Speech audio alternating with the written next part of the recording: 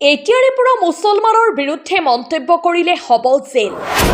মুছলমানৰ বিৰুদ্ধে একো আপত্তিজনক মন্তব্য কৰিব নোৱাৰিব। ইছলামৰ বিৰুদ্ধে ঘৃণনীয় মন্তব্য কৰিলে যাব লাগিব কাৰাগাৰলৈ।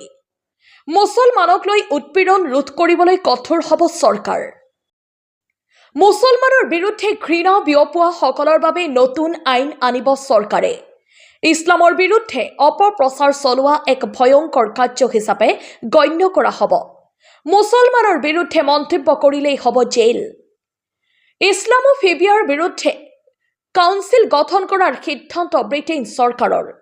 এনেধৰণৰ ঘটনা ৰোধ কৰিবলৈ পৰিষদ গঠনৰ ঘোষণা কৰিছে ব্ৰিটেইনৰ উপ প্ৰধানমন্ত্ৰীয়ে।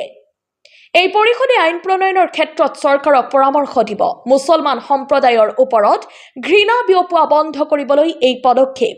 ৰাষ্ট্ৰসংঘয়ো ইয়াক গুৰুতৰ অপৰাধ বুলি গণ্য কৰিছে। নিউজ ডেস্ক ৰিপৰ্ট, বাতৰি লাইভ 24।